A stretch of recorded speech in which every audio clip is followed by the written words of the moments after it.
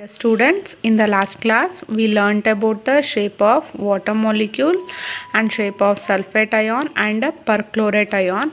In that the oxygen atom are bonded with the two hydrogen atom or a vice versa. In the outermost shell, how many electrons are present? 2s2 2p4. It means 6 electrons. It means there are 6 valence electrons are present in oxygen atom. Here in the during the formation of water molecule, the outer s and p orbital undergoes hybridization. Okay, undergoes hybridization to produce 4 sp3 hybrid orbital. Okay, here they produce 4 sp3 hybrid orbitals, and in that 4 sp3 hybrid orbitals, 2 sp3 hybrid orbitals are bonded with the hydrogen atom and other 2 sp3 hybrid orbitals are lone pair of electrons present in the oxygen atom. Okay, here the 2 sp3 hybrid orbitals are half filled. That half filled hybrid orbitals are bonded with the 2 hydrogen atom, and these hybrid orbitals, it means other 2 sp3 hybrid orbitals are completely filled. Okay, they do not form the bond, so remains as a lone pair of electron. And this is the structure of water molecule and bond angle. The shape is bent structure. Okay, next is sulfate ion. Here sulfur is belongs to the group 16 element. 6 electrons should be present in the valence shell. This sulfur undergoes sp3 hybridization. In that 2 oxygen sulfur double bond and 2 oxygen sulfur single bond is formed. Here there is no lone pair of electrons is present. Here this is the structure, and here there is no distortion will be also takes place. Okay, next, last shape is shape of perchlorate ion, ClO4 minus.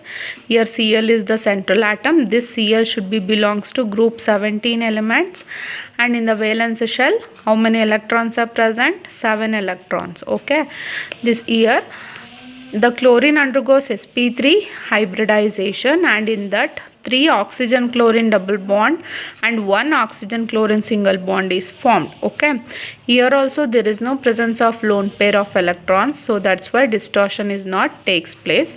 This is the structure of perchlorate ion. Okay, these are all about the VSEPR theory. It means valence shell repulsion theory. Okay, next we move on to the VBT theory. It means valence bond theory. And valence bond theory, it is VBT. According to this theory, a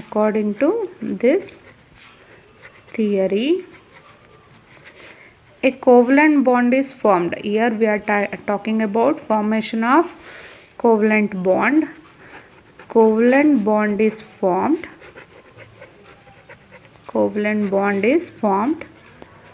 between the two atoms by the overlapping of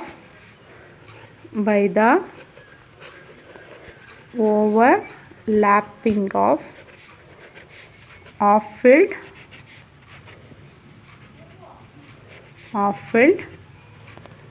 atomic orbitals of each atom. Okay, mainly this theory explains a covalent bond is formed. It means one bond is formed. Here 1 electron and 1 electron, this bond is the covalent bond, is formed between the two atoms. Here X and Y is the atom. Okay, that should be formed by two atoms overlapping of off-filled atomic orbitals. In that the X has 1 atomic orbital is there, Y has 1 atomic orbital, that is off-filled atomic orbitals of each atom. Here it contains off-filled. 1 orbital should contains 2 electrons, that is completely filled. If it is off-filled, the orbital should contains 1 electron. Okay, it means each atom containing one unpaired electron. Here X containing one unpaired electron and Y containing one unpaired electron. When it is bonded, it gives a covalent bond. This is the covalent bond. For bond formation we need two electrons. So that's why here X gave a one electron and Y gave a one electron. Okay, it combines to give, this will be the covalent bond. Did you get it? Covalent bond is formed between the two atoms by overlapping of half-filled atomic orbitals of each atom. Each atom should be half-filled and that containing a one unpaired electron in the each atom. Okay, this is all about the VBT. Next we move on to the postulates of valence bond theory.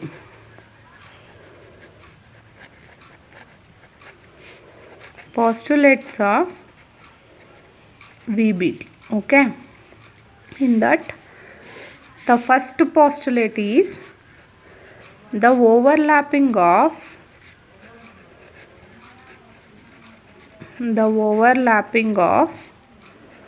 two half-filled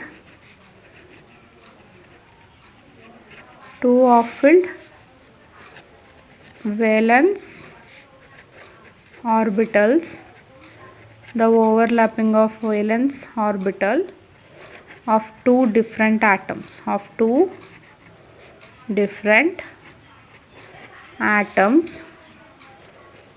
results in the formation of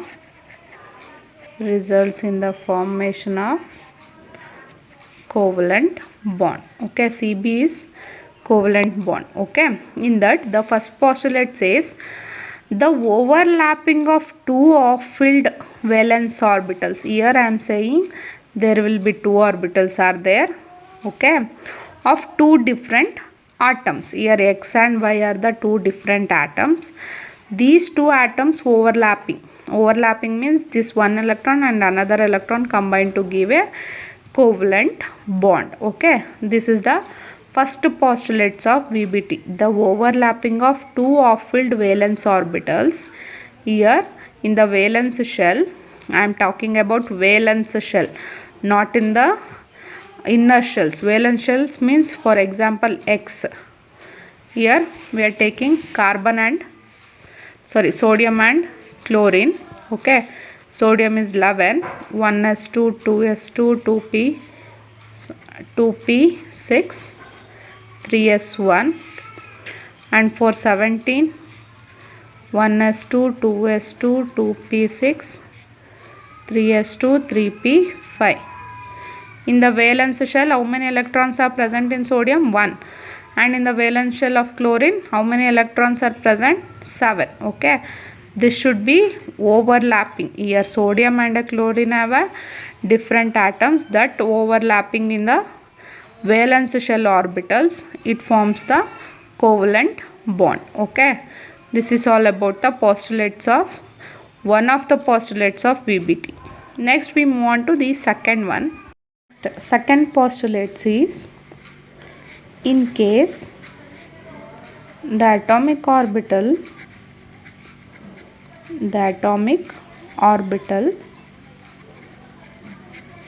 possesses more than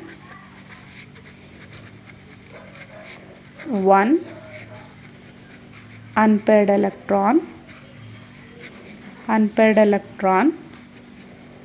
more than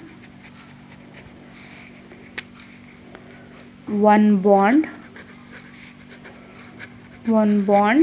can be formed, and electrons paired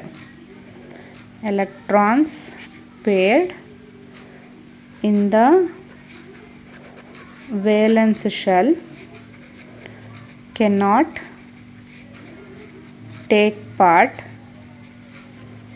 in such a bond formation,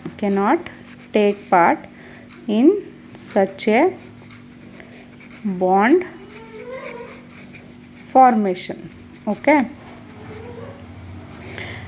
It means in case the atomic orbital possesses more than one unpaired electron, it means it contains one atomic orbital. Here X is the one of the atomic orbital. It contains one unpaired electron and more than one bond.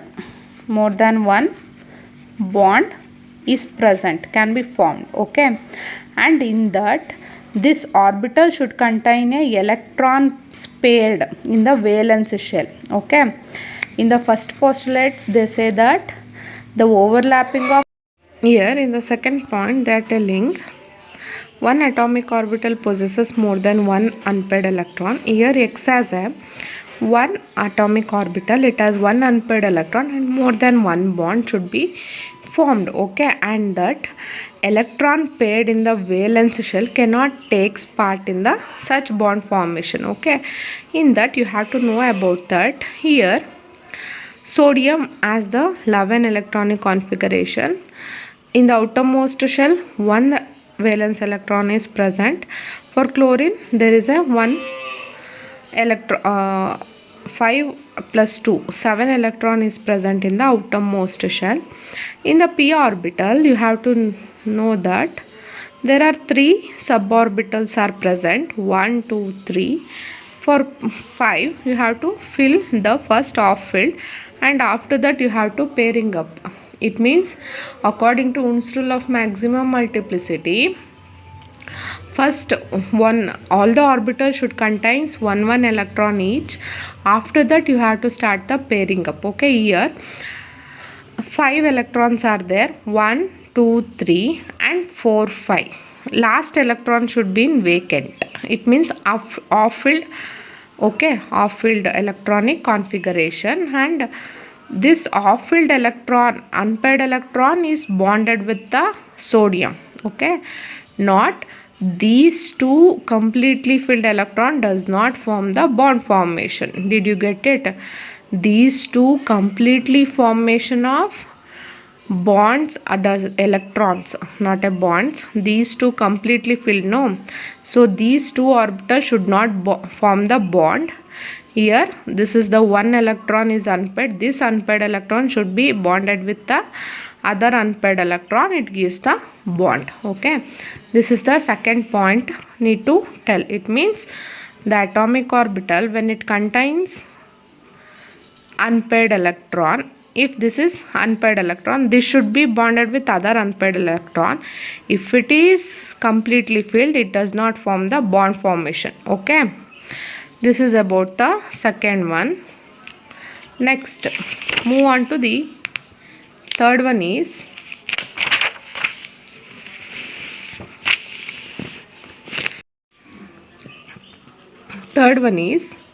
based on the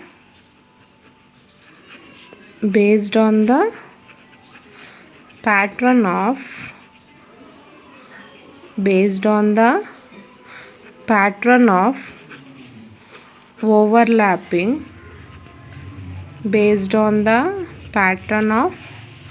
overlapping, there are two types of covalent bond is formed. Here based on the pattern of overlapping means unpaired electron should be bonded. It is the covalent bond. Here there are two types of covalent bond is formed. One is sigma bond, another one is pi bond. Okay, sigma bond and a pi bond. Okay, this is all about the sigma bond and pi bond. In the sigma bond, that is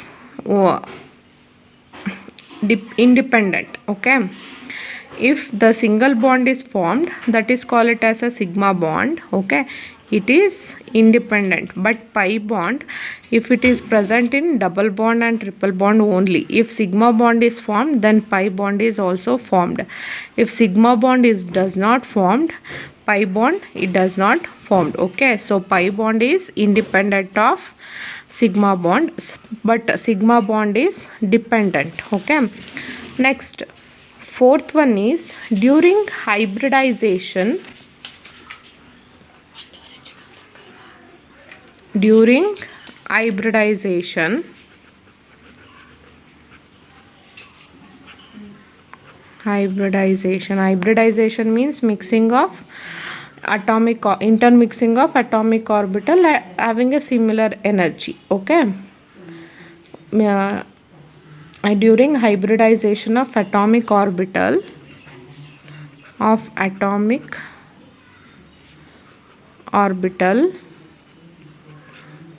okay, to electronic excitation is not necessary. Okay.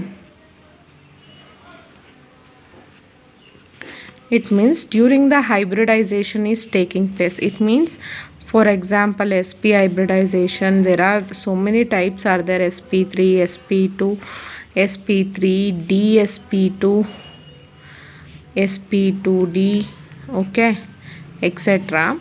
If it is, this is the intermixing of s and p orbital. Okay, here the intermixing of s and p orbital, that should be called it as a sp hybridization. Okay, in this hybridization, electron should be excited. It means when some electron should excited to p orbital. Okay, in electron excited to p orbital or other p orbital or other orbitals,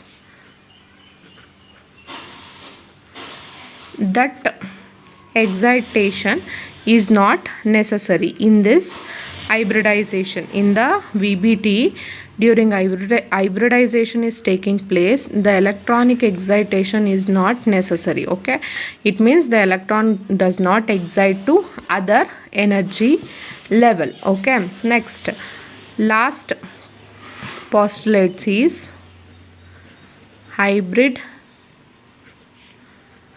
orbitals form sigma and sigma bond. Hybrid orbitals form only sigma bond, whereas the unhybridized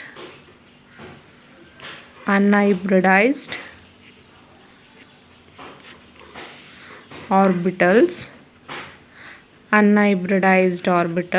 involve pi bond. Okay, pi bond formation. Here you have to know about that hybrid orbitals form sigma bond. In that, for example, sp hybridization for beryllium, you have to take beryllium. For sp hybridization, beryllium has 1s2 2s2 electronic configuration. Here this 2 electrons should be bonded with 1s2 and these 2 in 2s2. Here the 2s atomic orbital, the presence of electron in 2s atomic orbital should be excited to 2p atomic orbital. Okay, in the 1s2 2s2 2p. Okay, px py pz, you know that p orbital as the, you know that p orbital as a 3 suborbitals. Okay, d as a 5, f as a 7. Okay, you have to know about mainly p and d. P has 3 suborbitals. In this, one of the electrons should be excited towards the 2p orbital. So this is the hybrid orbitals. Okay, and this is not a hybrid orbitals. Here the hybridization means we are considering the electrons for hybridization is valence shell electrons, not in the inner shell. Here beryllium has 4 1s2 2s2, in the valence shell 2s2 electron is the valence shell.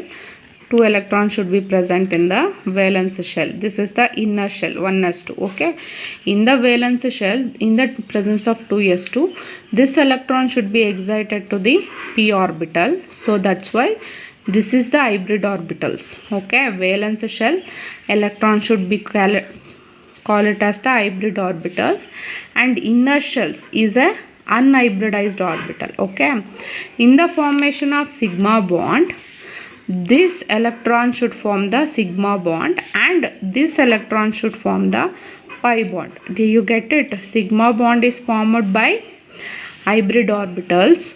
Unhybridized orbitals involve pi bond formation. This is all about the VBT, postulates of VBT. Okay, I will explain you again. The first one is the overlapping of two off-field valence orbitals of two different atoms results in the formation of the covalent bond. It means two off-field valence orbital of different atoms should be overlap. It forms a covalent bond.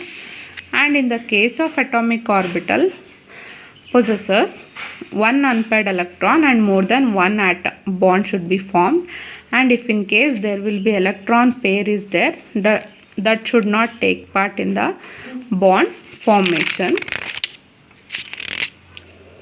Okay, next, third one is, based on the pattern of overlapping, there are two types of covalent bond is formed, that is sigma bond and the pi bond. During hybridization, electron excitation does not necessary in the VBT.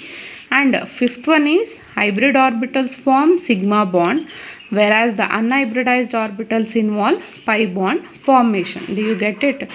Sigma bond is formed by the hybrid orbital, it means valence shell electrons. Inner shell electrons form the pi bond formation. This is all about the postulates of VBT.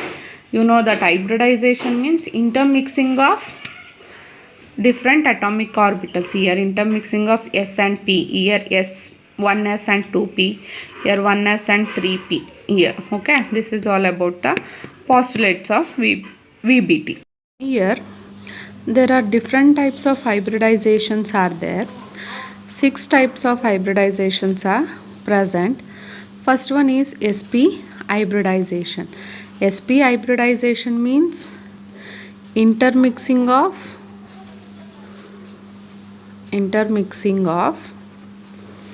one s and one p orbital. Okay, I will tell you with the example in the next class. First you have to know about the types of hybridization, that is intermixing of 1s and 1p orbital, that is linear shape. Okay, next, second one is sp2 hybridization. sp2 hybridization means intermixing of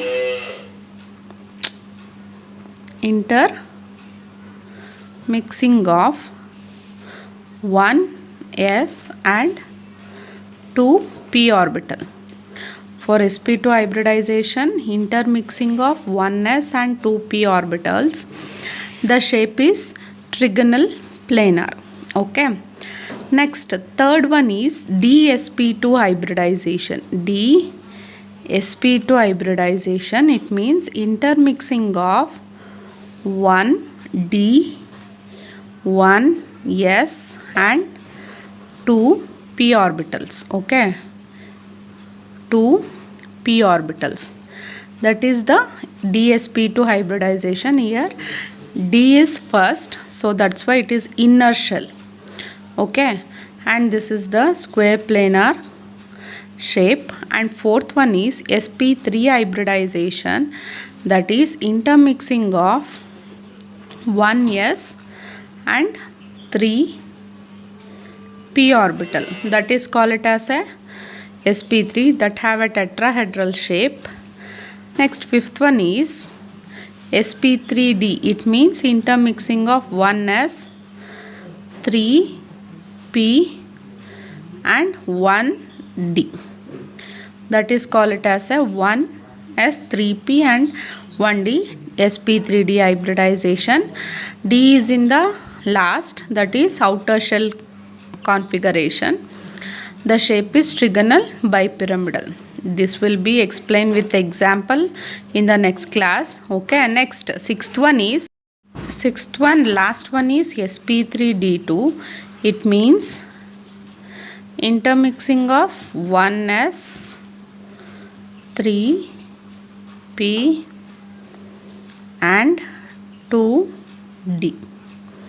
Okay, intermixing of 1s 3p and 2d orbitals, that is a octahedral complexes. This is all about the types of hybridization.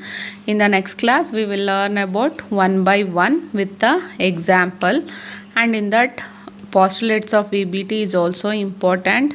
They will all ask in your examination. Okay.